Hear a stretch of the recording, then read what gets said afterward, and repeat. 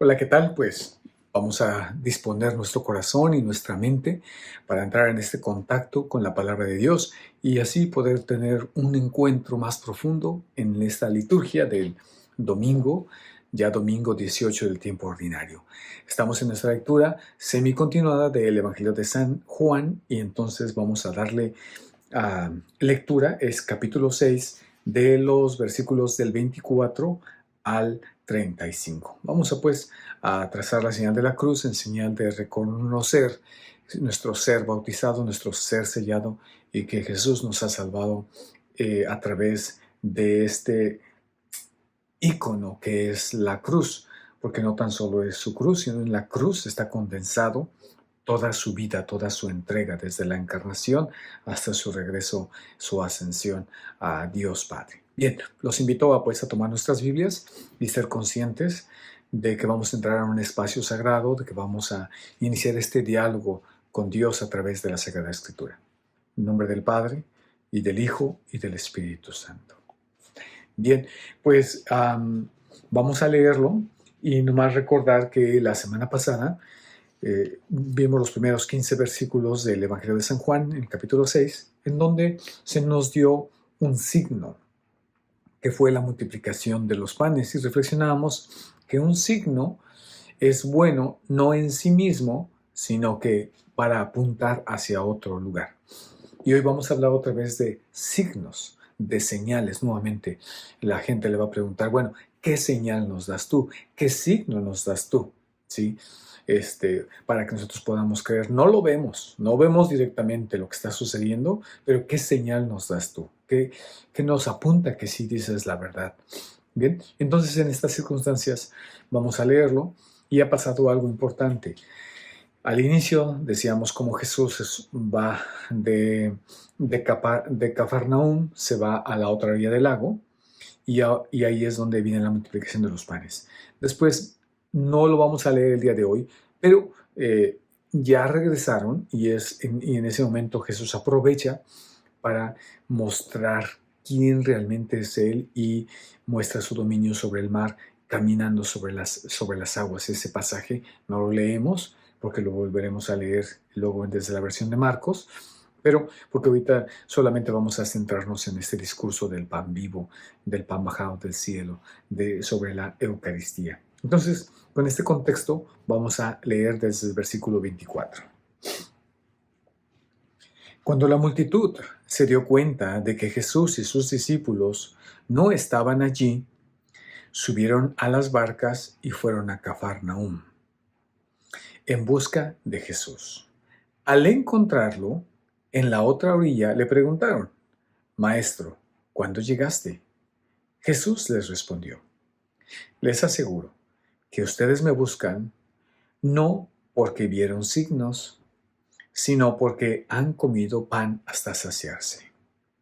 Trabajen no por el alimento perecedero, sino por el que permanece hasta la vida eterna, el que les dará el Hijo del Hombre, porque es Él a quien Dios, el Padre, marcó con su sello. Ellos le preguntaron, ¿qué debemos hacer para realizar las obras de Dios?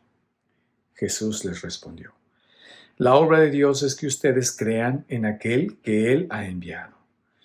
Y volvieron a preguntarle, ¿qué signos haces para que veamos y creamos en ti? ¿Qué obra realizas? Nuestros padres comieron el maná en el desierto, como dice la Escritura. Les dio de comer el pan bajado del cielo. Jesús respondió, les aseguro que no es Moisés el que les dio el pan del cielo.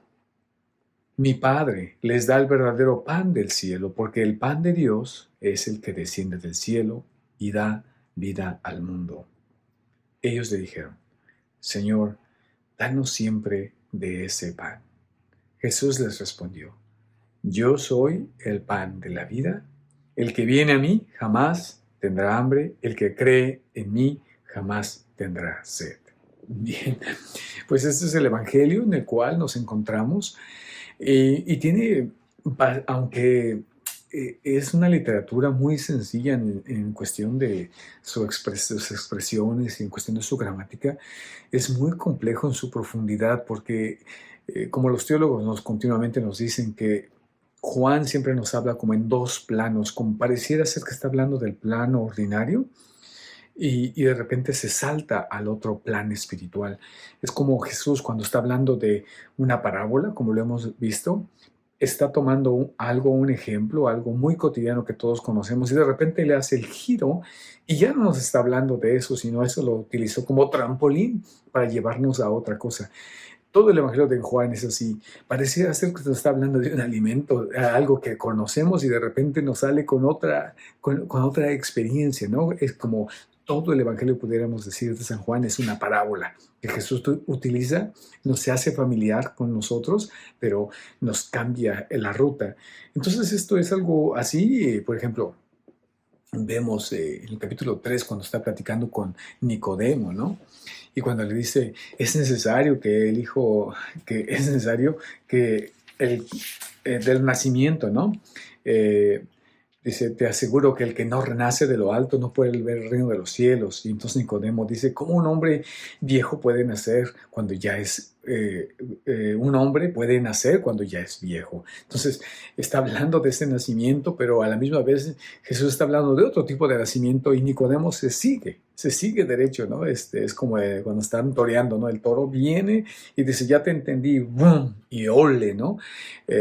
Por ejemplo, también está en el capítulo 4 con la samaritana, también cuando le está hablando de que si tú supieras quién te pide esta agua, tú le pedirías a él de esa agua. Y dice, Señor, dame de esa agua para que no tenga que venir, ya no tengan que venir por él. Y igual, no él está entendiendo. Y esto sucede exactamente en este capítulo 6, de tal manera que muchos expertos piensan que el capítulo 5 está mal colocado, es una mala construcción y que perfectamente se puede fluir del capítulo 3, el 4 y el 6, se puede hacer una lectura continua, porque en el capítulo 5, porque el capítulo 3 está en Cafarnaúm, en el norte, y de repente el capítulo 5 nos habla de un evento que sucede en Jerusalén. Entonces de repente nos explican cómo es que Jesús va y viene y sigue como la escena y el mensaje es el mismo, ¿no? Por eso en estas propuestas, pero nosotros recibimos así, en la tradición recibimos así el orden de estos escritos, ¿no? Entonces por ahí seguimos trabajando. Entonces, mirando el texto, ¿verdad? Al platicarlo, entonces lo que está sucediendo cuando la multitud que miró ese signo de la multiplicación de los panes, se dio cuenta de que Jesús y sus discípulos no estaban allí, porque recordemos que ellos se regresan en la noche, lo cual significa pues que una vez que ellos han comido, ellos se han descuidado. Dice, el texto dice que se retiró solo a la montaña cuando quisieron hacerlo rey, ¿se acuerdan? Dice, y este es verdaderamente el profeta que había de venir al mundo. Jesús, sabiendo que querían apoderarse de él para hacerlo rey, se retiró una vez solo a la montaña. Entonces se dan cuenta que se retira a la montaña y al amanecer bajaron a la orilla del mar y se regresan. ¿Sí? Se van de regreso. Que todavía estaba oscuro. Entonces la gente no se da cuenta, pero también denota que no tan solo que esos movimientos saben que Jesús se va a la montaña y que muy temprano están como buenos pescadores, se reúnen al lago, a la orilla del lago. Pero no tan solo eso, sino nos damos cuenta que cuando una vez han sido satisfechas esta necesidad primordial, que es una necesidad básica y esencial del ser humano, el alimento, de alguna manera algunos teólogos para hacer un énfasis muy grande acerca del alimento, han llegado a decir en esta frase que de repente repetimos sin mucha reflexión, decimos, es primero comer que ser cristiano, ¿sí? Primero comer que ser cristiano. En ese sentido de una división entre lo que yo soy, entre mis prácticas religiosas, como si solamente fuera la oración, y mi necesidad primordial de poder subsistir. En esa misma teología han llegado a decir, el Evangelio no entra cuando el estómago está vacío. ¿Sí? Y eso queda claro, pero puede ser de alguna manera, puede un poco distorsionarse. Sin embargo, allí está, ¿no? Sabiendo, sin negar, sin que el alimento perecedero es importante. Entonces, pero cuando se pone todo el sentido de la vida en ese alimento, ese va a ser el problema, esa va a ser la cuestión de este evangelio, es cuando se reduce y cuando una vez algo siendo bueno, que es un medio para, se convierte como en algo, la última finalidad de la vida. Y esto es exactamente, que ya me he adelantado, lo que Jesús nos está hablando. Entonces, una vez que ellos han comido, se han retirado, no se han dado cuenta de lo que la misión, la meta que Jesús tiene. Jesús ha dado de comer, pero ha sido un signo, eso no es todo lo que Él quiere darnos. Quiere alimentarnos físicamente porque Él ha creado nuestros cuerpos, pero hay algo más importante, así como el alimento que le dio a 5,000 personas, hay algo más importante y entonces este se convierte en un signo, como lo hemos venido reflexionando. Entonces se van a Cafarnaúm y al encontrarlo en la otra orilla le preguntaron, maestro, ¿cuándo llegaste? Jesús les respondió, sí, maestro. Nuevamente se refieren a Él como maestro, no se refieren a Él como al Mesías, como al Hijo de Dios, como ya lo ha reconocido eh, Simón Pedro, ¿no? Cuando se encuentra en el capítulo 1, inmediatamente algo que caracteriza a ellos, a los discípulos, a los que los siguen en primer lugar, es que inmediatamente reconocen cuando Juan el Bautista dice, he ahí el Cordero de Dios, y lo siguen. ¿Qué buscas, maestro? Y entonces, cuando Andrés va con su hermano, le dice, hemos encontrado al Mesías. ¿Sí? Hemos hallado al del quien habla la ley y Moisés y los profetas. Es Jesús, el hijo de José. Este es en su primer encuentro se encuentra con Felipe, ¿verdad? Al primero que encontró fue a su propio hermano y le dijo, hemos encontrado al Mesías, que traducido significa Cristo. Entonces lo llevó a donde estaba Jesús. Jesús lo miró y le dice, tú eres. Y al siguiente día Jesús volvió a Galilea y encontró a Felipe y le dijo, sígueme. Y Felipe le dice, Felipe era de Bethsaida, la ciudad de Andrés y de Pedro. Felipe encontró a Natanael y le dijo, hemos hallado a aquel. Entonces, estos encuentros, inmediatamente los primeros que se hacen discípulos son los primeros que reconocen a Jesús como el Mesías. Y ya estamos en este capítulo 6 y nos damos cuenta que la gente no está reconociendo a Jesús como el Mesías, como el ungido, como el que habría que venir, como del que todas las escrituras, Moisés y los profetas y todas las escrituras nos hablan de este Mesías. Entonces se dirigen a él como maestro, rabí. ¿Sí? ¿Cuándo llegaste? Y entonces la respuesta de Jesús es contundente. La leemos. Les aseguro que ustedes me buscan no porque vieron los signos. Es decir, no han entendido el signo. ¿Sí? No, ni siquiera se han dado cuenta del signo a lo que yo estaba apuntando. ¿Sí? Sino porque han comido pan hasta saciarse, sino porque estoy llenando sus necesidades primordiales básicas. Como he dicho las palabras, porque primero están comiendo y luego están siendo cristianos, como que todavía hay ese rompimiento en nuestro ser. Trabajen, no por el alimento perecedero, sino por el que permanece hasta la vida eterna. Trabajen, y es una palabra muy fuerte, no tan solo dice aspiren, no tan solo tengan como meta el alimento que no perece, sino trabajen. Es decir, toda la dimensión de su vida, toda la orientación de su vida, diríjanla hacia allá. ¿Qué es eso, no? ¿Qué es eso? Pero Jesús utiliza la palabra trabajen. El que les dará el Hijo del Hombre, porque Él es quien Dios, el Padre, marcó con su sello. Entonces, aquí encontramos algo muy interesante, porque Él dice, trabajen por ese alimento que les va a dar el Hijo del Hombre. Y entonces, o es trabajo o será donación. Entonces vienen las dos, como el Papa Juan Pablo II solía juntar. Es trabajo y es regalo.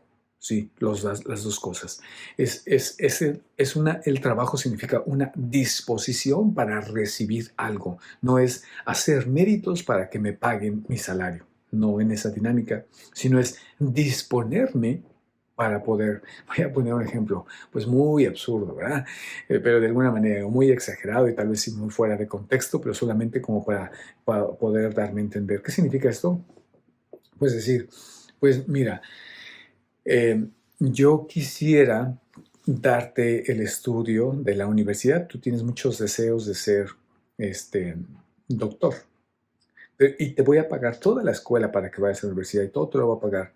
Pero termina la high school, termina la preparatoria.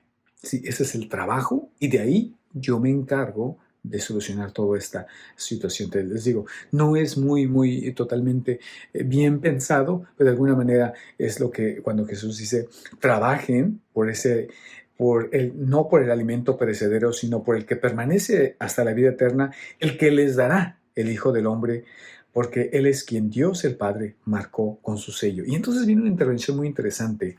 Ellos le preguntaron, ¿qué debemos hacer para realizar las obras de Dios? ¡Pum! Jesús les respondió, la obra de Dios es que ustedes crean en aquel que les ha enviado. Entonces, los judíos inmediatamente responden acerca de las obras, ¿no? Como están acostumbrados, la ley y las obras. Pablo va a hablar perfectamente de esto y de repente la reforma protestante lo va a llevar a un extremo que no es sostenible. Casi dividiendo, poniendo en contra las obras, la ley con la fe de Jesús. Y no, el Evangelio, si hacemos una lectura detenida, no da para eso. No se pueden contraponer las obras junto con la fe con Jesús, de tal manera que Santiago va a decir, pues muéstrame tú tu fe sin obras, que yo te demostraré mi fe con las obras. ¿Sí? Y tampoco en una región, en un segmento católico, malentendido, también tengo que decir que solamente son las obras, solamente voy a misa, solamente pago mi diezmo, solamente me porto bien, pero no tengo nada que ver con Jesús, no tengo una relación viva y solamente se hace como algo que se debe de hacer, ¿sí? Tampoco eso funciona.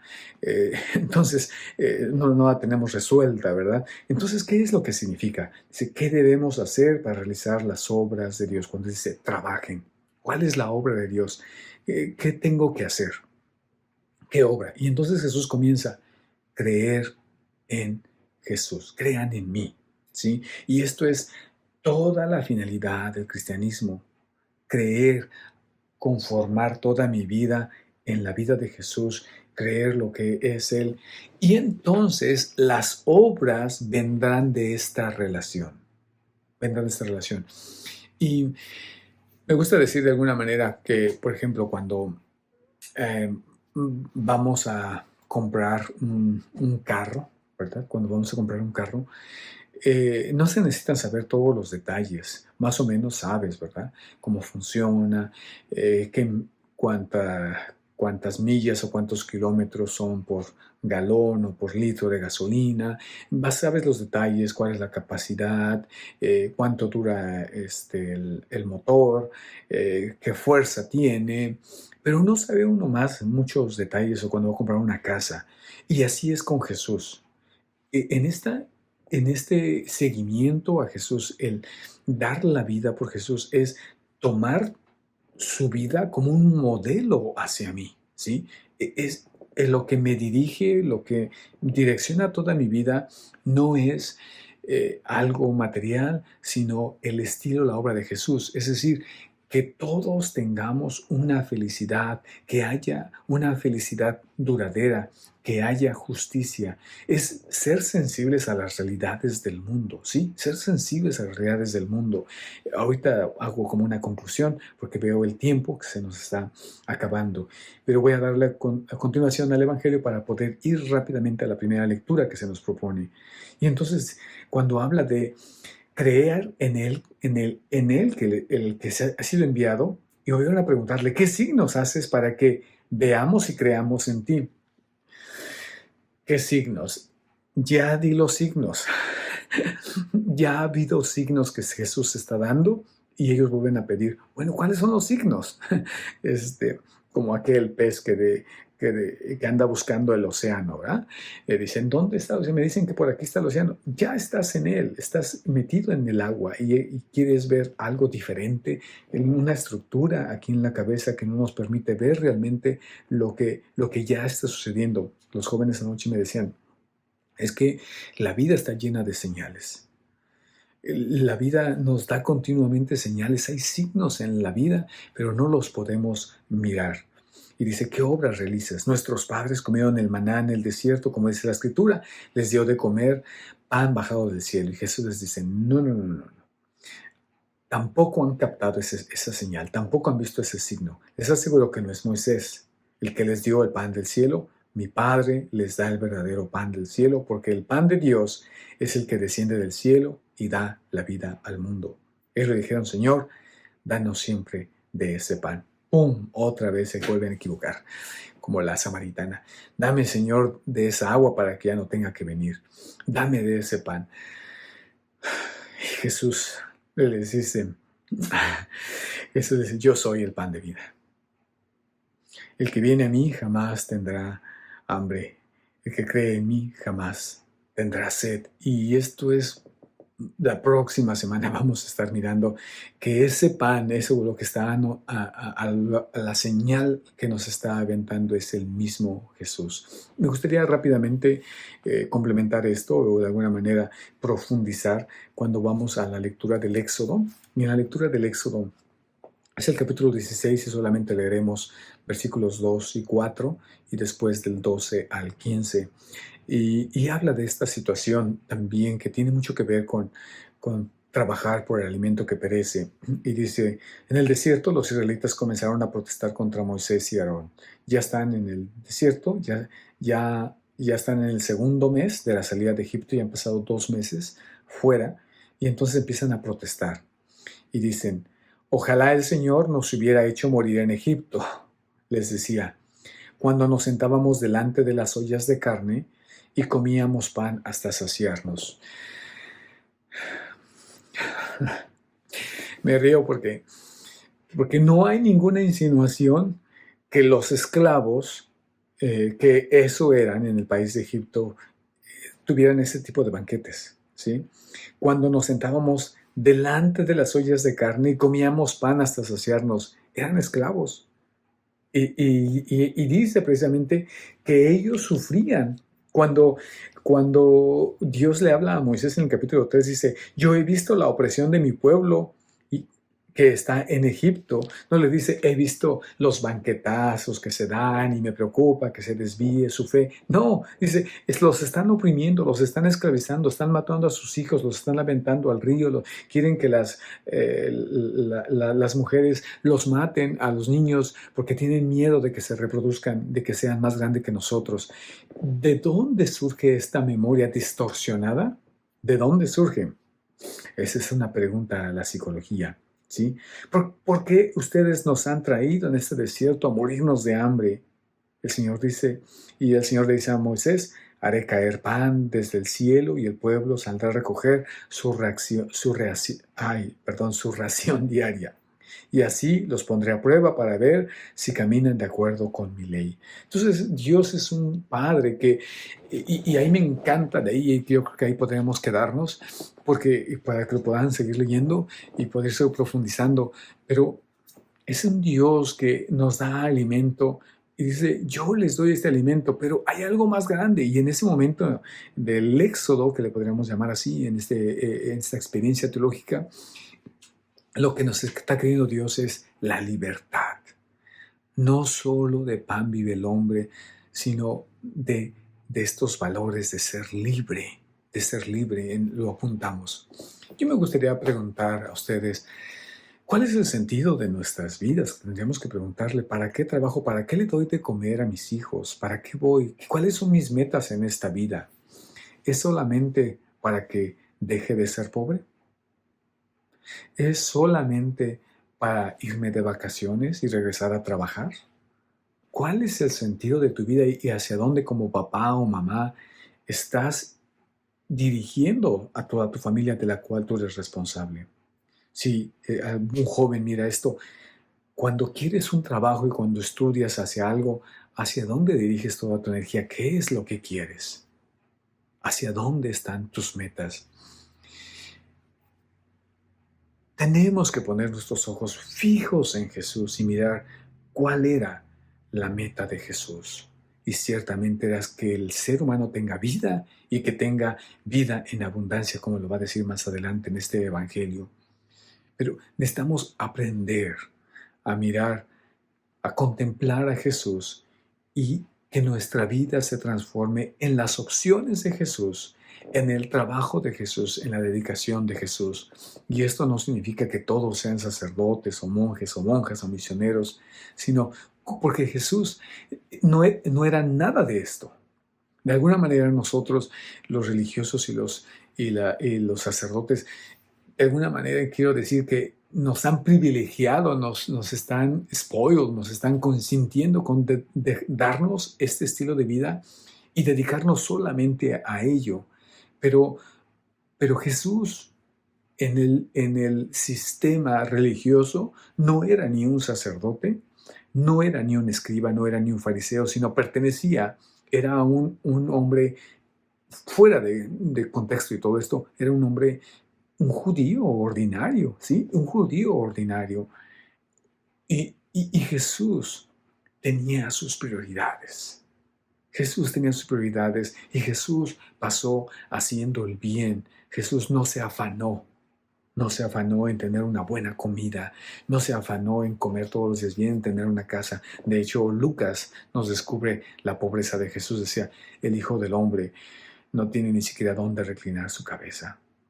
Esa nunca fue la prioridad de Jesús, pero sabía disfrutar de la vida, sabía transformar el agua en vino, sabía dar de comer a una multitud, sabía sentarse con los pecadores, sabía tener una gran cena, hacer la Cordero Pascual, pero era un medio que lo llevaba a algo mucho más grande. Y esto lo vamos a seguir descubriendo en los siguientes domingos.